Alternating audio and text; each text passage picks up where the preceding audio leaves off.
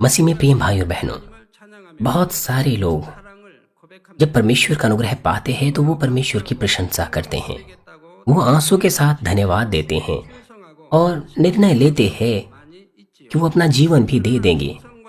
मगर असल में कुछ ऐसे लोग हैं जो असल में बलिदान करते हैं। केवल विश्वास योग्यता, उत्साह और होठों के अंगीकार से ही परमेश्वर असल में प्रसन्न नहीं होता है। पहला यूहन्ना 5:3 कहता है, और परमेश्वर का प्रेम यह है कि हम उसकी आज्ञाओं को माने और उसकी आज्ञाएं कठिन नहीं। 10 आज्ञाओं समेत परमेश्वर की आज्ञाएं वो कठिन नहीं हैं। उनके लिए जो परमेश्वर से प्रेम करते हैं उनका जीवन आनंद और खुशियों से भरा रहता है।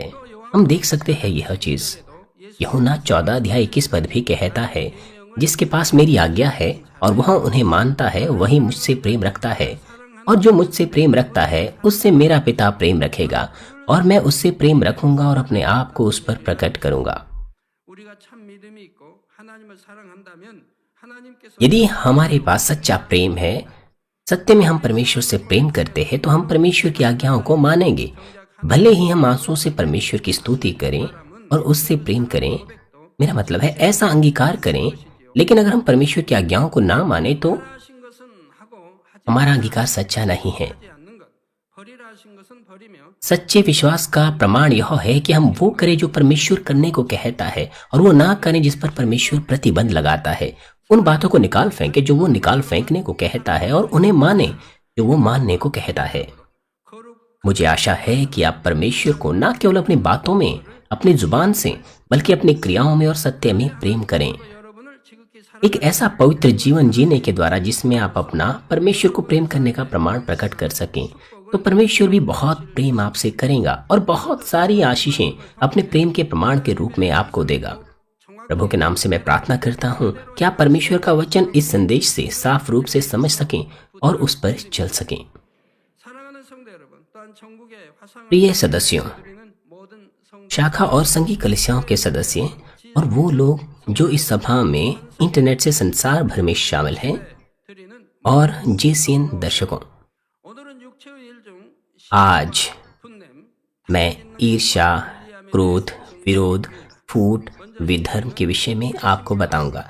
सबसे पहले ईर्ष्या, इसका मतलब है असुविधा होना या किसी से दूर रहना या किसी से बैर रखना जब हम ऐसा सोचते हैं कि वो व्यक्ति हमसे बेहतर है या हम ऐसा महसूस करते हैं। और इन सब की गहराई भी अलग अलग होती हैं। अगर आपके अंदर इस तरह की भावनाएं होती हैं तो आप महसूस कर सकते हैं कि आपके अंदर ईर्ष्या है। और अगर यह ईर्ष्या बढ़ जाती है, मेरा मतलब है, तो यह जलन में तब्दील हो जाती है और इसके द्वारा बहुत सारी क्रियाएं निकल आती है जिससे दूसरों को हानि होती हैं और इसकी वजह से फूट उत्पन्न होती है, यहाँ तक कि लोग खून तक कर बैठते हैं। शरीर के बहुत से कामों में जिसमें ईर्ष्या है, ये भी उसी की एक जड़ है जिसे हम जलन कहते हैं। मसीह में प्रिय भाई और बहनों, जलन बहुत ही घृणित पाप है जो हमारी आत्मा को मार देता है। नीति वचन 14:30 में लिखा है, शांत मन तन का जीवन है, परंतु मन में जलने से हड्डियां भी जल जाती हैं। वो जो दूसरों से जलन रखते हैं वो दर्द में रहते हैं, वो भी सिर्फ इसलिए क्योंकि दूसरे लोग बेहतर है। ये कितना दर्दनाक होता है अगर आप दूसरों से जलन रखते हैं।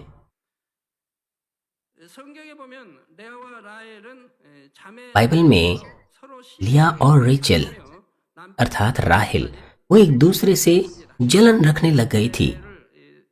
हालांकि वो याकूब की पत्नियां थी और बहनें थी। उत्पत्ति 30:1 में लिखा है, जब राहेल ने देखा कि याकूब के लिए मुझसे कोई संतान नहीं होती, तब वह अपनी बहन से डाह करने लगी और याकूब से कहा, मुझे भी संतान दे, नहीं तो मर जाऊंगी। राहेल याकूब से कुड़कुड़ाने लगी, जो कि जिम्मेदार भी नहीं था, और इस तरह की चीजों ने बाद में बच्चों को भी प्रभावित किया। वो भाई भी एक दूसरे से बैर रखने लग गए थे क्योंकि उन्होंने अपनी माँओं को एक दूसरे से लड़ते हुए देखा था। 그 형제들이 또 어찌 서로 미워하지 않겠습니까?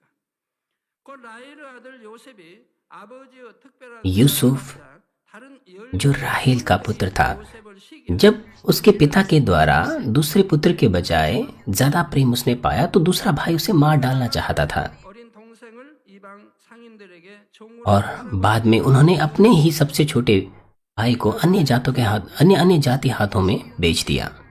कोई एक इतिहास में भी इस तरह की बहुत सारी घटनाएं हुई है, विशेष तौर पर राजभवन के अंदर। 한 핏줄인 동생조차도 긍휼히 여기지 यूसुफ के भाइयों के अंदर अपने ही भाई के लिए दया नहीं थी और उन्होंने पैसों के लिए उसे बेच दिया, और इसकी जड़ जलन ही थी। 초의 살인자인 और साथ ही मनुष्यों में पहला खून जो कैन ने अपने छोटे भाई हाबिल को मार कर किया था, वो भी जलन के चलते ही था। पहला यूहन्ना 3:15 में लिखा है, जो अपने भाई से बैर रखता है वह हत्यारा है, और तुम जानते हो कि किसी हत्यारे में अनंत जीवन नहीं रहता। 시기가 미움을 일으키고 जलन से बैर उत्पन्न होता है, यहाँ तक कि लोग खून भी करते हैं। 겪는 것입니다. और मनुष्य इतिहास में ये बातें बहुत बार हुई हैं। 바로 그 속에 यदि आप अपने भाई से बैर रखते हैं तो परमेश्वर कहता है कि आप में अनंत जीवन नहीं है। 투기하여 살인 आप अपने आप को जांचें, और अगर आपको लगता है कि अभी भी जलन की जड़ आपके अंदर है, भले ही आपने कोई खून नहीं किया हो या कोई बहुत बुराई नहीं की हो, 뽑아 버리시기를 पर मैं आपसे विनती करता हूं कि जो जड़ आपके अंदर है आप उसे भी उखाड़ फेंके, 많지만 उसे भी उखाड़ फेंके। मेरे पास बहुत ऐसी चीजें हैं जिसके लिए मैं परमेश्वर के प्रति धन्यवादी हूँ। परमेश्वर पर विश्वास करने से पहले भी मैं कभी भी किसी से कोई ईर्ष्या या जलन नहीं रखता था। 선생님의 칭찬을 받는다면 함께 기뻐했고 अगर मेरा कोई कक्षा का एक साथी कोई प्रशंसा प्राप्त करता था अध्यापक से, मुझे कभी जलन नहीं होती थी, मुझे कभी अपने मित्रों से जलन नहीं होती थी। 하고 나서는 더 하지요. और परमेश्वर पर विश्वास करने के बाद तो ये चीज कितनी अधिक बढ़ गई होगी। 또 역사나 많은 चर्च के बहुत सारे सदस्यों से जब मैं बातचीत करता हूँ, या अगर हम इतिहास को भी देखें, लोग बहुत सारी ईर्ष्या और जलन रखते हैं। मुश्किल से कोई ऐसा होता है जिसमें कोई ईर्ष्या या जलन नहीं होती। 되는 게 그렇게 못마땅한지 क्यों वो दूसरे लोगों को नापसंद करते हैं? वो भी इसलिए क्योंकि वो समृद्ध है। 내 이웃이 오늘 삶에 왜 배가 아픈지 왜 남이 दूसरे लोग अपने घर को बेचते और खरीदते हैं, मगर क्यों उन्हें 해야 되는지 ईर्ष्या रखनी पड़ती है, क्यों जलन रखनी पड़ती है? 제일 쉽게 발견할 수 있는 시기의 속성은 다른 사람이 잘 되는 것입니다. अपनी जलन को आसानी से ढूंढने का तरीका यह है 저 사람은 कि जब दूसरे समृद्ध होते हैं तो क्या आपके अंदर कोई असुविधा होती है या नहीं। 왜 저 사람은 आप ऐसा सोच सकते हैं कि इस व्यक्ति के अंदर इस तरह की कमी है, इस तरह की कमजोरी है, 더 나아가 मगर क्यों दूसरे उसे प्रेम करते हैं? 가진 것을 빼앗 इससे भी बढ़कर आप उससे बैर भी रख सकते हैं, उसका छीनने की कोशिश कर सकते हैं, या फिर उसकी खुशियों पर, मेरा मतलब है उसकी खुशियों को कुचल सकते हैं। 근본은 시기에서 비롯됩니다. 저 और इसकी वजह से आपकी स्थिति भी उदास से भर जाती है, दुख से भर जाती है। 나는 ये व्यक्ति तो बहुत खुश है, बहुत अच्छा जीवन जी रहा है, मैं क्या कर रहा हूँ? 하거나 मैं तो सिर्फ इतना ही कमाता हूँ। 버리기 इन चीजों को कहकर आप हताश हो जाते हैं, आप निराश हो जाते हैं। 비슷하거나 अक्सर ये चीजें तब होती है जब हम अपनी तुलना दूसरे लोगों से करते हैं जो हमारी ही उम्र का होता है, 시기가 없다면 다른 जिनके पास हमारे ही तरह परमेश्वर के दिए हुए काम होते हैं। 자기 일처럼 अगर हमारे पास जलन ना हो तो जब दूसरों की प्रशंसा होती है तो फिर हम आनंदित होंगे। 자녀를 칭찬해 주었다면 यदि मैं आपके बच्चों की प्रशंसा करूं तो कोई ऐसा है आप में से जो अपने मन में यह सोचकर असुविधा महसूस करें कि मेरा बेटा या मेरी बेटी 아니면 वो तो इस तरह की कमजोरी रखते हैं, या उनके अंदर तो ये कमजोरी है, मगर सीनियर पास्टर तो उनके बारे में नहीं जानते और वो उनकी प्रशंसा कर रहे हैं। 기쁘고 행복하실 것입니다. आप निश्चित रूप से खुश होंगे अपने बच्चों के बारे में, भले ही उनके अंदर कमजोरी क्यों ना हो। 그럼에도 불구하고 आप और भी धन्यवादी होंगे 감사하게 되는 कि 것이죠. कि आपके बच्चे प्रेम पा रहे हैं, भले ही उनके अंदर कमियां क्यों ना हो। क्यों है ऐसा? क्योंकि आप अपने बच्चों से प्रेम करते हैं। दूसरे लोग जब आपके बच्चों की प्रशंसा करेंगे तो आप आनंदित होंगे, आप धन्यवादी होंगे। परमेश्वर कहता है कि अपने पड़ोसी से अपने समान प्रेम रख। 사랑한다고 한다면 시기하고 यदि आप दूसरों से अपने समान प्रेम रखें तो फिर जलन रखने की कोई वजह नहीं होंगी आपके पास उनके प्रति, ना उनकी निंदा करने की वजह, ना बैर रखने की वजह। 누구에게나 동일하게 ये आत्मा का हृदय होता है कि आप धन्यवादी रहें हर व्यक्ति के लिए, सिर्फ अपने परिवार या अपने लोगों के प्रति ही नहीं। 아래 और साथ ही एक मिशन ग्रुप में अगर कोई व्यक्ति कोई पद पाता है, दूसरों से पहचान या प्रेम पाता है और कोई लीडर बन जाता है, तो आपको धन्यवादी होना चाहिए, जैसे कि मानो आप ही ने पहचान पा ली है और आपको बेहतर सेवा करनी चाहिए। जो हमारे बीच में चुनाव होते हैं, कभी कभार जो लीडर्स है वो असिस्टेंट लीडर के रूप में चुनाव, मेरा मतलब है, चुने जाते हैं और जो असिस्टेंट लीडर है वो लीडर्स बन जाते हैं। और कुछ लीडर्स तो चुने ही नहीं जाते हैं और वो एक सामान्य सदस्य बन जाते हैं। यदि आप एक लीडर थे लेकिन अब असिस्टेंट लीडर बन गए हैं तो ये आपके लिए आशीष है। आपको फिर से अपने आप को आशीष पाने का मौका मिलेगा। आप अपने आप को सोच सकते हैं कि जब मैं एक लीडर था, मैं इस काम को इस तरह से करता था, मगर वो लीडर उस तरह से कर रहा है जो बेहतर है। आप इस तरह से अपने आप को जांच सकते हैं और आप अपने आप को यह भी जांच सकते हैं कि जब आप लीडर थे, कहीं आप अपनी सेवा तो प्राप्त नहीं करना चाहते थे। अब आप एक असिस्टेंट लीडर है, अब आपको लीडर की सेवा करनी पड़ती है। आप कैसे कर पा रहे हैं? क्या आप निराश है? क्या आप हताश है? क्योंकि अब आप लीडर नहीं है, अब आप एक असिस्टेंट लीडर है। अपने हृदय को जांचने का ये सबसे उत्तम तरीका है आपके लिए। एक साल आपको मिल जाता है इस बात को पाने के लिए कि आपका पात्र कितना बड़ा है। आप एहसास कर पाएंगे कि जब मैं एक लीडर था, मैंने सेवा नहीं की बल्कि सेवा पाने की कोशिश की, इसीलिए मैं एक असिस्टेंट लीडर बन गया।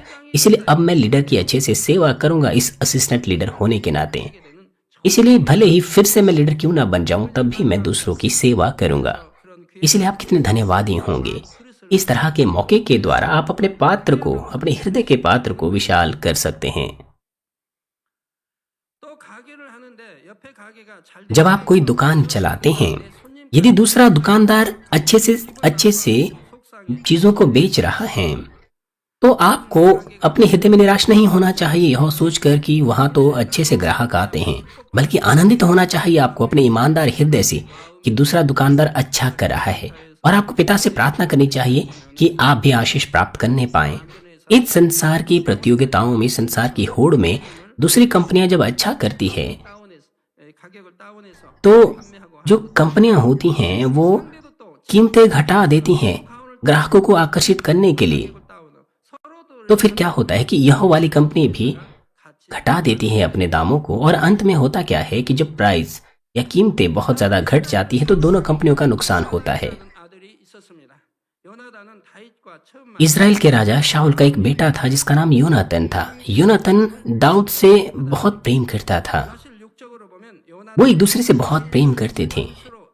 मगर अगर शारीरिक रूप से कहें, योनातन दाऊद को अपना एक शत्रु मान सकता था, क्योंकि दाऊद ही की वजह से वो राजा नहीं बन सकता था। उसके पिता शाऊल का सिंहासन उससे मिलना चाहिए था, पर परमेश्वर ने दाऊद को अगले राजा के रूप में नियुक्त कर दिया था। इसलिए दाऊद की वजह से उसे अपना सिंहासन छोड़ देना पड़ सकता था। परंतु बजाय इसके योनातन ने दाऊद की मदद की और उसे उत्साहित किया।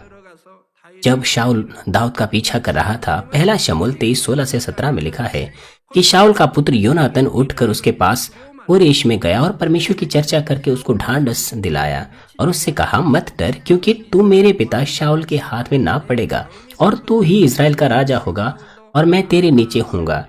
इस बात को मेरा पिता शाऊल भी जानता है।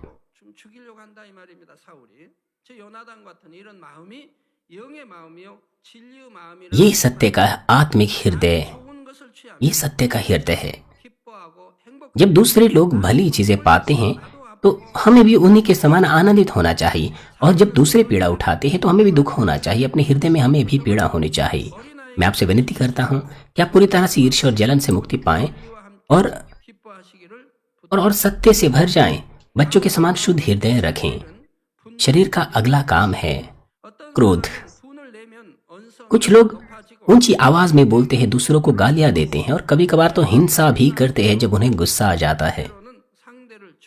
कभी कभार वो दूसरों का खून भी करते हैं। हमारा परमेश्वर कहता है कि अगर कोई तुम्हारे दाहिने गाल पे मारे तो बायां भी उसकी ओर फेर दीजिए। और यदि कोई बेगार में आपको 1 मील लेना चाहे तो उसके साथ 2 मील चले जाओ। अगर आपका कोई कुर्ता मांगे तो उसे अपनी 2 हर भी दे दो। इसलिए किसी भी विश्वासी को कोई हिंसा नहीं करनी चाहिए। उन्हें कभी भी दूसरे लोगों को नहीं डराना चाहिए। जैसे कि ऊपर लिखा है, इज़राइल का पहला राजा दाऊद से ईर्ष्या और जलन बहुत अधिक रखता था, इसलिए वो निरंतर दाऊद को मार डालना चाहता था। मगर शाऊल का पुत्र योनातन दाऊद से प्रेम रखता था और उसने अपना बेहतर किया उसे बचाने के लिए। एक दिन योनातन ने शाऊल से दाऊद को छिपा दिया और जब शाऊल को इसके बारे में पता चला तो वो योनातन पर बहुत क्रोधित हुआ और अपनी बुराई उस पर प्रकट की। पहला शमूएल 20 अध्याय 30 पद में लिखा है, तब शाऊल का कोप योनातन पर भड़क उठा और उसने उससे कहा, हे कुटिला राजद्रोही के पुत्र, क्या मैं नहीं जानता? मेरा मतलब है वो अपने पहले बेटे को ही ये बातें कह रहा था और वो अपनी पत्नी को भी कह रहा था कि उसकी जो पत्नी है वो कुटिला राजद्रोही है। कहा है कि हे कुटिला राजद्रोही के पुत्र, क्या मैं नहीं जानता कि तेरा मन तो यिशै के पुत्र पर लगा है? इसी से तेरी आशा का टूटना और तेरी माता का अनादर ही होगा। फिर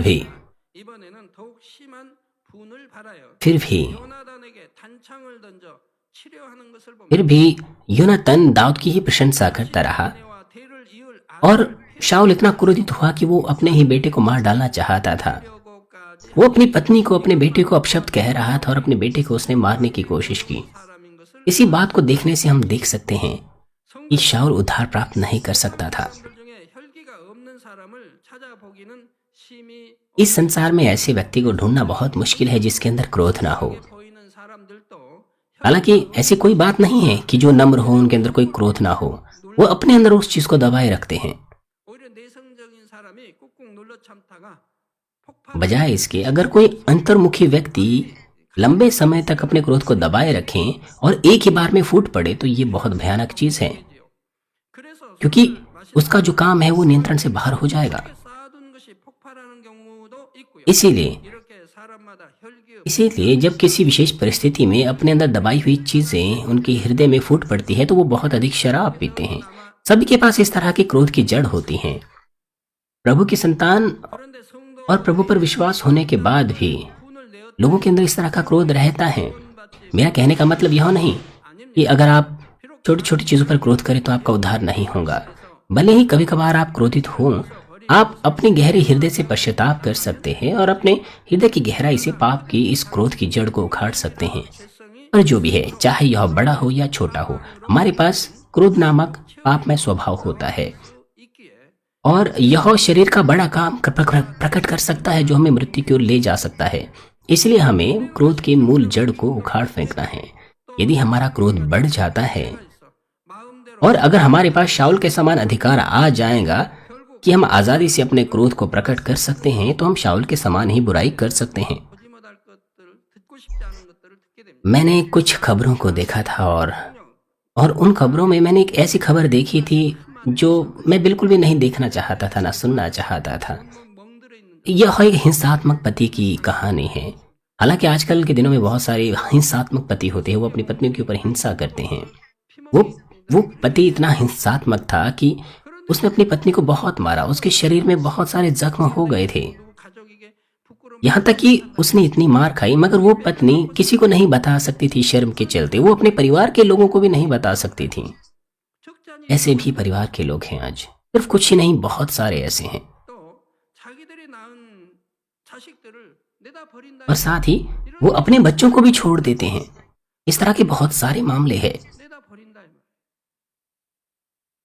और बाद में वो ये कहते हैं कि उनके बच्चे घर से भाग गए थे और वो उन्हें नहीं मिले।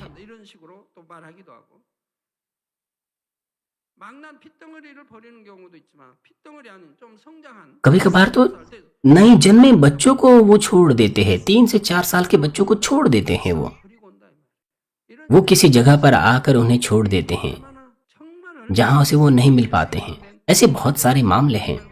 हम देख सकते हैं कि आज हम ऐसे संसार में जी रहे हैं जो पापों से भरा है। आज बहुत सारी खबरें हमें सुनने को मिलती है जो भयानक घटनाएं होती हैं जो क्रोध की वजह से होती हैं। एक ऐसा व्यक्ति था जिसने दूसरे व्यक्ति को मार डाला, वो भी इसलिए क्योंकि वो लंबे समय तक फोन बूथ पर बात कर रहा था। और एक व्यक्ति ने दूसरी महिला को मार डाला क्योंकि उसने उसकी बेइज्जती की थी। 이 말입니다. 사랑은 죽이는 건가요? 사랑한다면 상대를 위해서 और एक ने किसी लड़की को मार डाला, क्यों? क्योंकि उसका एक तरफा प्रेम था, वो लड़की उससे प्रेम नहीं करती थी। 한다고 죽일 수 प्रेम क्या होता है? दूसरों की सेवा करना, दूसरों के लिए बलिदान करना। 여러분 초신자 때 처음에 इसीलिए ऐसे में हमें प्रेम शब्द का इस्तेमाल नहीं करना चाहिए। जब आप एक नए विश्वासी थे, जब आपने पहली बार पवित्र आत्मा को पाया था और आपने चंगाई पाई थी, आपने बहुत बार प्रभु के प्रति प्रेम का इजहार किया था। आप कहते थे, परमेश्वर मैं आपसे प्रेम करता हूँ, प्रभु मैं आपसे प्रेम करता हूँ। 사랑의 말을 जागृति सभाओं के बाद बहुत सारे लोग जो चंगे हुए मेरे पास आकर कहते थे कि सीनियर पास्टर मैं आपसे प्रेम करता हूँ, परमेश्वर मैं आपसे प्रेम करता हूँ। 그런데 कई महीनों तक वो ऐसा करते हैं, 보이지 않는 이런 वो कई महीनों तक ऐसा करते हैं, लेकिन 1 या 2 साल के बाद वो ऐसा करना बंद कर देते हैं, 받으니까 감사한 것은 좋은데 그냥 क्योंकि वो उस वक्त अनुग्रह से पवित्र आत्मा से भरे रहते थे, इसीलिए वो धन्यवाद देते थे। मगर बाद में बहुत से लोग अपना मन बदल देते हैं, वो संसार में लौट जाते हैं, परमेश्वर से अपने आप को दूर कर देते हैं। 이러면서 하나님 사랑한다고 한때는 고백했던 사람들이 얼마나 많이 있습니까? 얼마 전에는 이런 기사가 났습니다. हाल ही में 가 된 형 एक इस तरह का लेख मैंने पढ़ा था। 생을 위해 희생하며 학비도 आ, 대신 결혼한 2 भाई थे जो अनाथ थे और बड़े भाई ने छोटे भाई को स्कूल भेजा, तब तक उसकी जिम्मेदारी ली जब तक उसका विवाह ना हो गया। 끝에 वो इस तरह के अच्छे भाई थे, मगर एक दिन उनमें लड़ाई हुई 순간적으로 형이 और छोटे भाई ने 동생을 때려 बड़े भाई का तिरस्कार किया, कुछ ऐसे बातें कही कि बड़ा भाई अपने क्रोध को नियंत्रित नहीं कर पाया और अपने छोटे भाई को इतना मारा कि वो मर गया। 이런 악을 행한 사람들 हालांकि तुरंत उसने एहसास किया कि उसने जो काम किया था वो गलत काम था, मगर अब देरी हो चुकी थी। लोग अपनी बुराई के चलते इस तरह का काम करते, अपने क्रोध को बिल्कुल नियंत्रित नहीं कर पाते हैं और इस तरह की बुराई करते हैं। लंबे समय पहले जब आप नई फिल्में देखते थे, आप याद कीजिए आप क्या देखते थे। 분이 나서 उसमें बहुत सारे खून हुआ करते थे।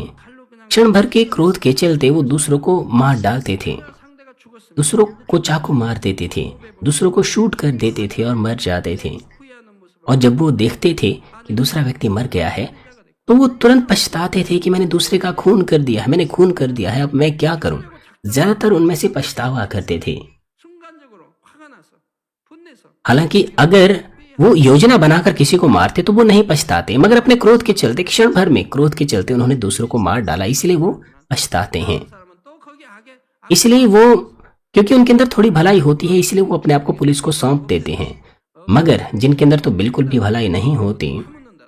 또 이런 वो और भी बुराई करते हैं। वो उस मृतक देह को छोटे छोटे टुकड़ों में काट देते हैं और नदी में फेंक देते हैं या कहीं पर गाड़ देते हैं। 지고 있어서는 इसीलिए चाहे पाप छोटा ही क्यों ना हो, उसे हमें अपने अंदर नहीं रखना चाहिए। 나름대로 이 लोग बहाना बनाते हैं जब गुस्सा करते हैं, तो 상대가 나를 괴롭게 하고 वो कहते हैं 내가 이해하지 못한 कि 행동을 उस सामने वाले व्यक्ति ने मुझे कष्ट दिया था, उसने कुछ ऐसा किया जो समझ से परे था, 그런 या फिर उन्होंने वैसा काम नहीं किया जैसा वो चाहते थे।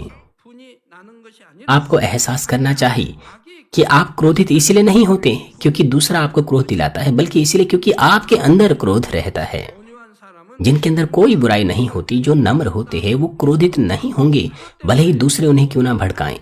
않지요.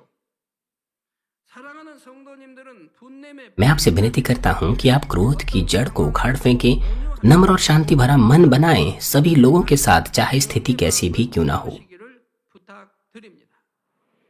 그런데 여기서 참고로 परंतु यहाँ पर हमें यह एहसास करना चाहिए कि धर्मी क्रोध 알아야 합니다. और क्रोध जो शरीर का काम होता है, इन दोनों में एक दूसरे में काफी फर्क होता है। 예수님께서는 당시 서기관 यीशु ने एक बार 세인들에게 फरीसियों और सदुकियों को यह कहकर 새끼들아 डांटा कि तुम 지옥의 판결을 तुम सांप के बच्चों, 피하는 말씀으로 책망하시거나 하나님의 성전에서 장사하는 사람들의 तुम कैसे मृत्यु के दंड से बच सकते हो। 여러분들이 성경을 읽으시는 और एक बार उसने ऐसों की मीज को उलट पुलट दिया था मंदिर में। 가를 आप जब बाइबल पढ़ें तो आप देख सकते हैं कि फरीसियों और सदुकियों के काम कितने पाखंड से भरे थे। 사랑한다. वो थे जिनको परमेश्वर से प्रेम करना चाहिए था, परमेश्वर की व्यवस्था का अच्छे से पालन करना चाहिए था, मगर हमारा प्रभु कहता है कि वे पाखंडी थे, 사의 새끼들에게 비유를 하고 वो कपटी थे। 어떻게 वो कहता है 지옥을 피하겠느냐? 즉 지옥 갈 कि तुम कपटियों और सांप के बच्चों पर हाय। 또 하나님의 성전에 वो नरक की सजा से नहीं बच सकते थे। उसने ये कहा। और एक बार यीशु ने मंदिर में लेन देन पैसों का लेन देन करने वालों के मेज उलट दिए थे। 들어올 수가 없는 겁니다. हालांकि वो 또 महापवित्र स्थान में तो नहीं जा सकते थे, महायाजक के अलावा वहां कोई नहीं जा सकता था। 그렇기 때문에 여기서 इसीलिए वो मंदिर के बाहरी हिस्से में, बाहरी क्षेत्र, आंगन जिसको हम कहते हैं, वहां पर चीजों का लेन देन कर रहे थे। 안에 뜰을 말합니다. 성전 울타리 안을 मंदिर के 정리하고 그 뜰에 बाड़े से अंदर जो भी चीजें हैं वो सब मंदिर का ही हिस्सा कहलाता है। 바로 거기는 और वो आंगन में चीजों को बेच रहे थे। 곳입니다. इज़राइल में जो वो मंदिर था वो इतनी बड़ी जगह थी जहां पर 1 लाख लोग आ सकते थे। 이러한 것을 वहां पर वो क्या चीजें बेचते थे? वो वहां पर वो बैल, वो मेमना बेचते थे जो परमेश्वर को अर्पण किया जाना होता था। 함께 드리기 वो परमेश्वर को अर्पण करने वाली चीजें बेचते थे। मगर फिर भी यीशु को उन पर क्रोध आया। यह जो क्रोध था यह बुराई वाला क्रोध नहीं था। 이것은 악에서 나오는 분냄이 아닙니다. 그러니까 여러분들이 잘 आपको साफ रूप से समझ लेना चाहिए। मैं हमेशा इस बात पर भी जोर देता हूँ 안 된다는 कि आपको चर्च के अंदर, जो परमेश्वर का चर्च है, आपको कभी भी वहां पर क्रोधित नहीं होना चाहिए। अगर आप क्रोधित हो, अगर आप झगड़ा करें, 뭐 분냄 있고 이런 것을 मैंने बहुत सारे ऐसे लोगों को देखा है जिन्होंने परमेश्वर के अनुग्रह और विश्वास को छोड़ दिया और वो चर्च को छोड़ के चले गए। 하는 경우를 많이 봤습니다. 결국 하나님이 내치신 것을 많이 봤다 이 말이에요. मैंने बहुत सारे ऐसे मामलों में देखा है कि परमेश्वर ने उन्हें त्याग दिया। क्यों?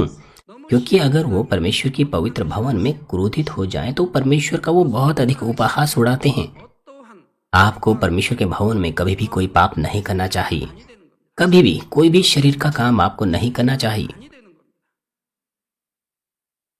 성전 안에 이제 컴퓨터들이 있는데 चर्च के अंदर कंप्यूटर्स होते हैं। 없다.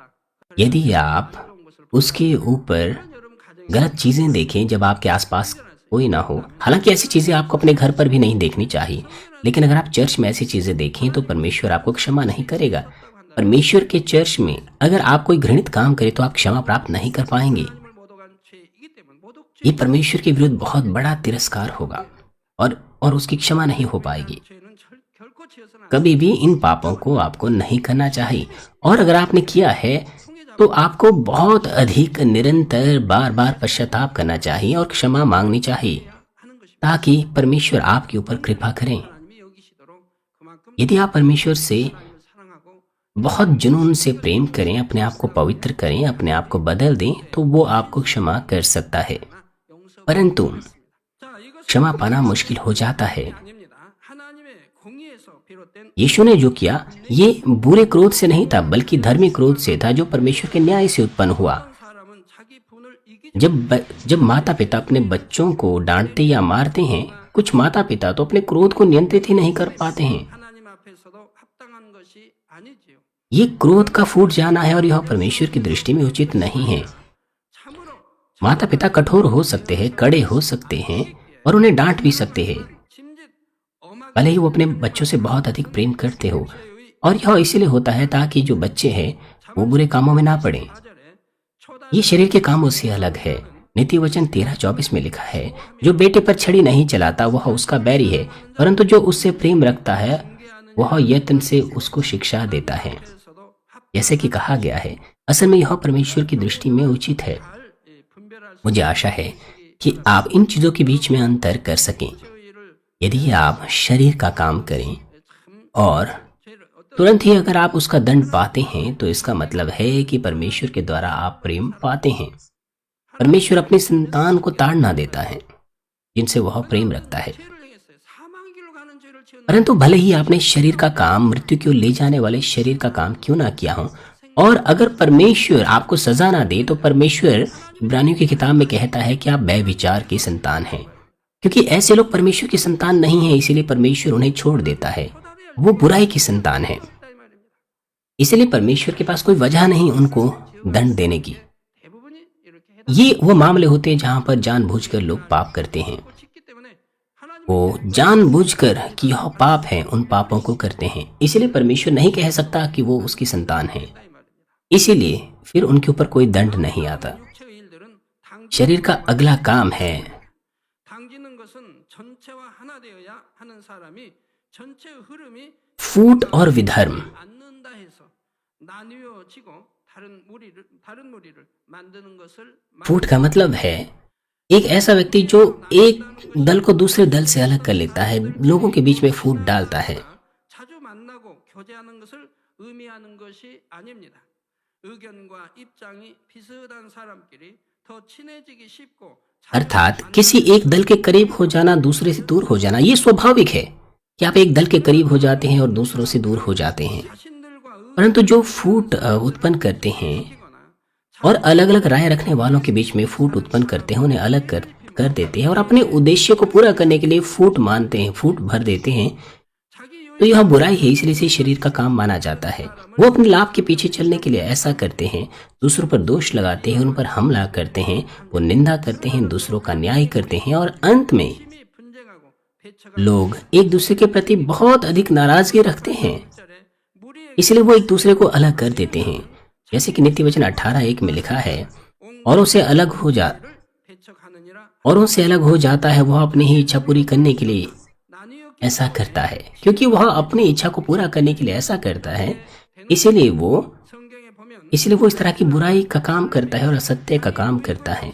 बाइबल में दाऊद का पुत्र अबशलोम, उसने अपनी इच्छा के चलते 아버지 왕이 즉 다윗 왕이를 अलगाव उत्पन्न किया। 마음먹은 순간부터 서서히 백성들의 마음을 जब से अबशलोम ने अपना मन बनाया कि वो अपने पिता के सिंहासन को छीन लेना चाहता है, उसने लोगों के मनों को जीतना शुरू कर दिया। 다시는 백성들의 처지 वो लोगों से ऐसे व्यवहार करता था जैसे मानो दाऊद लोगों की परवाह ही नहीं करता है।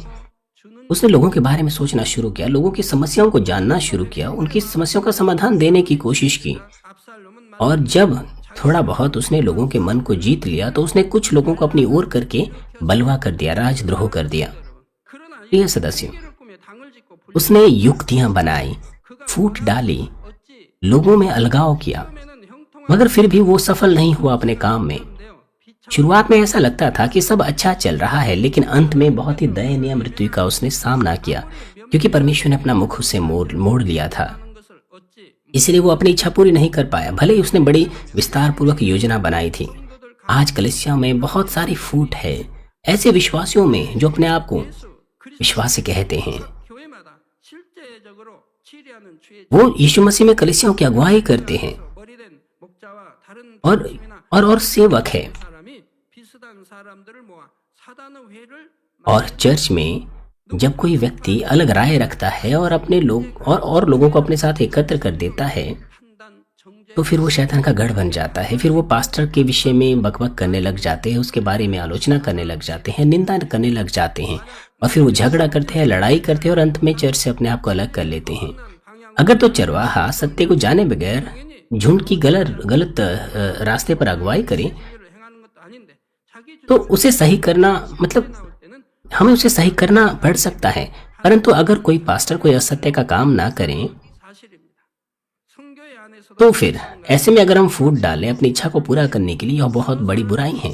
परमेश्वर से यह दूर होना है। 배웠다면 그가 अगर आप प्रभु के नाम से किसी को लीडर के रूप में चुनते हैं तो आपको उसके साथ एकजुट होना चाहिए और परमेश्वर के राज्य को पूरा करना चाहिए, भले ही आप यह क्यों ना सोचे कि उस लीडर के अंदर यह कमी है। 이루어지지가 अगर आप एकजुट ना हो तो परमेश्वर का कार्य शैतान के काम के चलते पूरा नहीं हो पाएगा।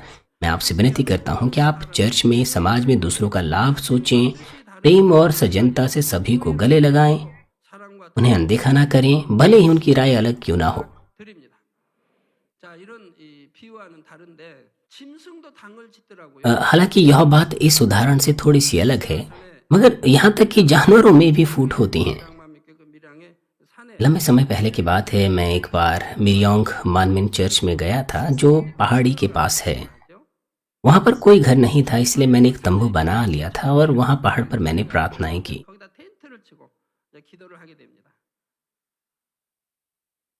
그러면 제가 그 기도하던 और उस तंबू के 산 पास में ही 염소를 키우고 जहां पर एक जगह थी जहां पर एक एल्डर 방목에 키우시 अपने भेड़ बकरियों की चराई कर रहे थे। 나가지 못하게 उन्होंने हालांकि चारों ओर बाड़ा लगाया हुआ था जहां पर उन्होंने अपनी बकरियां रखी हुई थी, और वहां पर एक काली बकरी थी 주는 거 산에 그 풀을 뜯고 그냥 그 और उसने उन काली बकरियों को कुछ नहीं दिया। 그래서 당 짓는 염소 वो पहाड़ पर चढ़ रही थी। 안 और वहां पर मैंने देखा कि वहां पर बकरियों ने आपस में अलग अलग दल दल बना दिए। 포섭해가지고 वहां पर एक बकरी काफी शक्तिशाली थी 자 और दूसरी बकरियां जो शक्तिशाली नहीं थी 나가냐 이산 전면 아래 वो आपस में लड़ना चाहते थे। 높지 않은 곳에 염소들이 있는데 그 무리를 끌고 산을 넘어갑니다.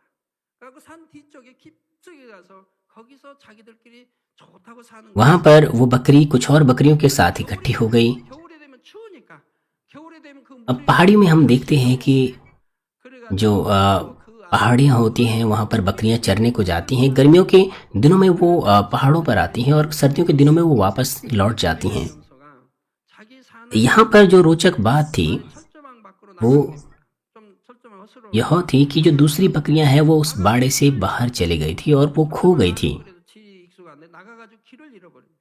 그러니까 못 बाड़े के अंदर जब वो रहती हैं तो वो 소리로 ठीक रहती हैं, बाड़े से जब वो बाहर चली जाती हैं तो वो खो जाती हैं क्योंकि उन्हें उनका रास्ता नहीं मिल पाता है।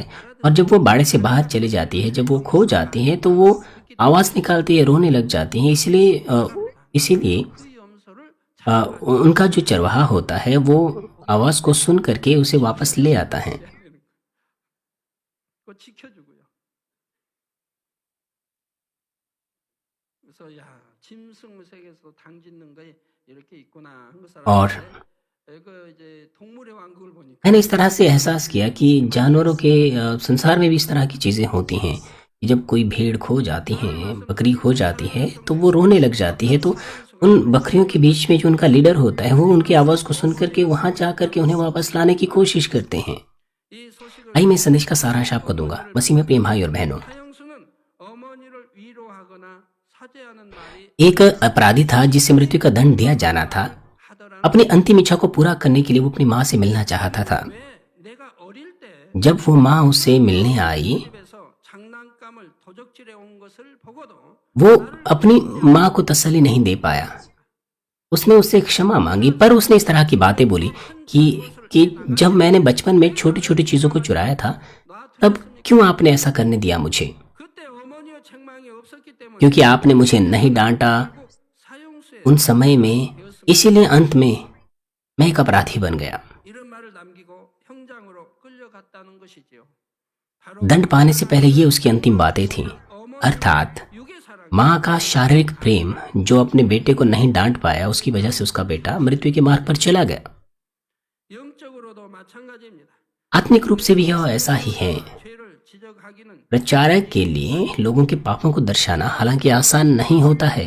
버리라 प्रचारक अगर पापों को दर्शाएं और लोगों को कहें 사람들 कि वो पापों को दूर करें 계속 तो 찔러봤다 보니 कुछ सुनने वाले लोगों को बुरा लग सकता है और कुछ 또 और कुछ ऐसे भी हो सकते हैं जो ये कहेंगे कि ये प्रचारक तो बड़े आदेश देता है। 그러나 죄를 지적하고 버리게 하는 것은 परंतु पापों को दर्शाना, लोगों की अगुवाई पापों को दूर करने के लिए करना, 마땅히 ये चर्च के लिए 할 ये चर्च के लिए चर्च का काम है। मेरा मतलब है चर्च के लिए उस पास्टर का काम है। ये उद्धार की जहाज होती है जो उन विश्वासियों को उद्धार की ओर ले जाती हैं। 길로 가지 않겠습니까?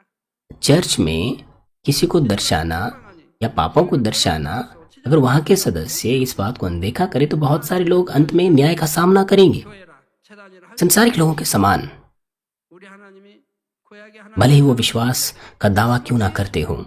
हमारा परमेश्वर कड़े रूप से 또 세례와 누구든 पापों को दर्शाता आया है, चाहे वो पुराने नियम में भविष्यद्वक्ता थे।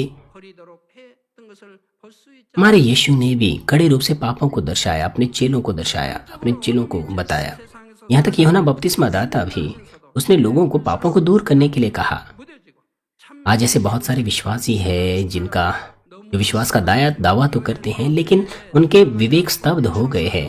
वो सच्चा विश्वास नहीं जानते हैं, वो इस अंधकारमय संसार में जी रहे हैं।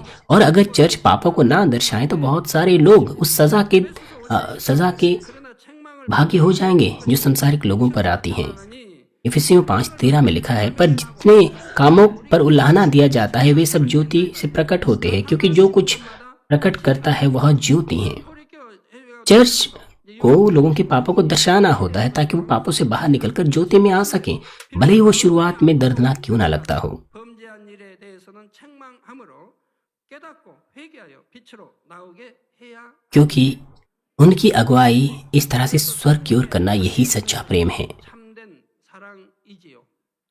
사랑하는 성도님들은 मुझे आशा है कि आप अपने हृदय में दर्द महसूस ना करें जब आप संदेश के द्वारा अपनी बुराई को ढूंढते हैं, बल्कि और अधिक धन्यवादी हों और तेजी से उस बुराई से मुक्ति प्राप्त करें। 신속하게 영으로 मैं प्रभु के नाम से प्रार्थना करता हूं कि आप आत्मा और संपूर्ण आत्मा में तेजी से आ सकें और परमेश्वर की संतान बने जो ज्योति में निवास करते हैं और पिता परमेश्वर के प्रेम में निवास करते हैं। 네, 들은 말씀 आइए संदेश पर सोचते हुए साथ मिलकर प्रार्थना करेंगे। 하나님 감사를 드립니다. 오늘은 3차 영원역 5번째 귀한 말씀을 들었습니다. 시기와 분냄과 당짓는 것과 불리함이 얼마나 아버지 하나님께서 싫어하시는지, 오죽하면은 육체일이라 하며 구원받지 못할 것에 대해서 말씀하셨습니다. 저런 말씀을 우리의 마음 안에 새기게 하시고, 우리의 삶 가운데 시기가 있고 분냄이 있고 당기는 것이 있다고 하면, 또 불리하는 마음이 있다고 하면 철저히 벗어버리게 하시고, 아버지 하나님 기뻐하시는 믿음의 아들 딸들이 될 수 있도록 항상 도와주시옵소서. 감사를 드리옵고 우리 주 예수 그리스도 이름으로 기도하옵나이다. 아멘. 당회장님 환자를 위한 기도를 받겠습니다. बीमारों के लिए सीनियर पास्टर की प्रार्थना ग्रहण करेंगे। वीडियो पर अपना हाथ अपने बीमार अंगों पर रखें और अगर आप बीमार नहीं, अपना हाथ अपनी छाती पर, अपने हृदय की इच्छा 기도받으시기 바랍니다. प्राप्त करें। 할렐루야 전능하신 हालेलुया। सर्वशक्तिमान हमारे प्रेमी पिता परमेश्वर, 기도받는 कृपया अपना हाथ सभी विश्वासियों पर रखें जो इस वक्त इस प्रार्थना को ग्रहण कर रहे हैं। समय और दूरी को मिटाते हुए अपना कार्य उन पर प्रकट कीजिए जो इस वक्त इस प्रार्थना को GCN और इंटरनेट पर और सैटेलाइट टीवी पर, शाखा और संघी कलीसियाओं में और परमेश्वर के संतान संसार भर में ग्रहण कर रहे हैं। उन्हें हृदय से विश्वास करने के योग्य विश्वास दीजिए, नकारात्मक विचार और शक दूर कीजिए, तमाम क्लेश और आजमाइशें दूर कीजिए। सिर से लेकर पैर तक सभी अंदरूनी अंग, कोशिकाएं, ऊतक और तंत्रिकाएं और जो भी बीमार अंग है उन्हें पवित्र आत्मा की आग के द्वारा झुलसा दीजिए और मूल ज्योति के द्वारा। 주옵소서. 예수 그리스도의 이름으로 명한 यीशु मसीह के नाम से मैं आज्ञा देता हूँ, शत्रु दुष्ट और शैतान, 연약함 सभी बीमारियां, रोगाणु, विषाणु और निर्बलताएं दूर हो, ज्योतियां जाएं। कृपया उनके तमाम असाध्य और अंतकारी रोग पवित्र आत्मा की आग के द्वारा झुलसा दीजिए। तमाम प्रकार की महामारियां, मलेरिया सहित दूर कीजिए।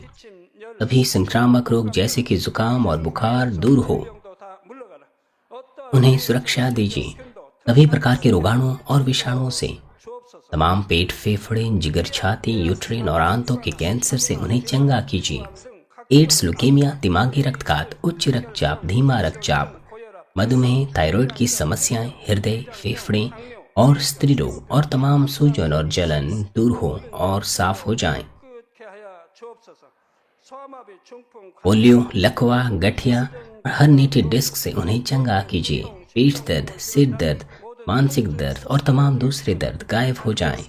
मिर्गी, स्वलिनता, उदासी, तंत्रिका रोग और दूसरी मानसिक बीमारियां दूर हो। 모든 마비된 것 सभी प्रकार के लकवे खुल जाएं, उठें, चलें और कूदें। आंखें सामान्य देखने लगें, कान सामान्य सुनने लगें, 소경은 눈을 뜨고 अंधे देखने लगे, बहरे सुनने लगे और गूंगे बोलने लगे। 각종 사고 후유증 तमाम प्रकार के दुर्घटना के दुष्प्रभाव से उन्हें चंगा कीजिए। उनकी टूटी हड्डियां जोड़ दीजिए। उन्हें जलन से ठीक कीजिए। 화기암 물러가 जलन और दहन संवेदना उनसे दूर हो। 흉터 나지 않게 पिता, कोई दाग वहां न रह जाएं। 마약을 피로다여 각 सभी प्रकार की नशे की लत से, जहर पदार्थ और उनके इस्तेमाल से साफ हो जाओ। 신경과 세포 मृतक कोशिकाओं, तंत्रिकाओं को फिर से जला दीजिए। 주옵소서. मृतकों को जला दीजिए। 또 주시기를 उन्हें गर्भधारण की आशीष दीजिए। आप गर्भधारण की आशीष प्राप्त करने पाएं। यीशु मसीह के नाम से मैं आज्ञा देता हूँ, शत्रु दुष्ट और शैतान, 물러가라. 그의 हवाओं के सामर्थ्य के शासक, अंधकार की बुराई की सेनाएं और उनके दास दूर हो। 산영 पूरी, अशुद्ध, झूठी, धोखे की और अलग करने वाली आत्माएं और तमाम अंधकार के बल दूर हो। दुष्टता के तमाम बंधन खुल जाए, अंधकार दूर हो, ज्योति आ जाए। पिता परमेश्वर, उन्हें ताकत दीजिए कि वे प्रार्थनाओं में पुकारें। पापों को दूर करने की उन्हें सामर्थ्य दीजिए और वे पवित्र हो जाएं। 같이 जब उनका प्राण समृद्ध होता है, सब बातों में वे भले चंगे रहें। उनके परिवारों में भी सुसमाचार का प्रचार हो। 모든 사고 उन्हें सुरक्षा दीजिए तमाम प्रकार की दुर्घटना और विपत्तियों से पूरे सप्ताह भर, और आशीष दीजिए कि एक समृद्ध जीवन बिना समस्या के वो जी सकें। 불담으로 천군 천사와 पवित्र आत्मा की अग्नि में बाड़ी में स्वर्गीय सेना, स्वर्गदूतों और अपनी धधकती आंखों से अपने सभी बच्चों को उनके घर, कार्यस्थानों और व्यापारों को सुरक्षा दीजिए। 학생들에게 지혜와 명철을 더하시고 विद्यार्थियों को बुद्धि और समझ दीजिए। जोश और जुनून मेहनत से पढ़ाई करने के लिए उन्हें दीजिए। 마음과 생각을 세상에 빼앗겨 उनका हृदय और मन संसारिक चीजों से बचाएं 하나님을 뜨겁게 और वो परमेश्वर को 생들로 और भी अधिक जुनून से प्रेम करने पाएं। 하나님의 자녀들이 먹으나 마시나 चाहे आपके बच्चे खाएं पिएं या जो कुछ भी करें, सब कुछ में वो अपना जीवन पिता परमेश्वर आपको महिमा देते हुए जीने पाए। 나는 하나님을 만났노라 वो जीवित परमेश्वर की गवाही ये कहकर देने पाए कि मैं परमेश्वर से मिला हूँ, मैंने परमेश्वर का अनुभव किया है, उससे उत्तर और आशीषें प्राप्त किए हैं। 하나님 감사 पिता परमेश्वर आपका धन्यवाद। सारी महिमा केवल आपको मिली। 우리 주 हमारे प्रभु यीशु मसीह के नाम से 기도 मैं प्रार्थना करता हूँ। 아멘 आमीन।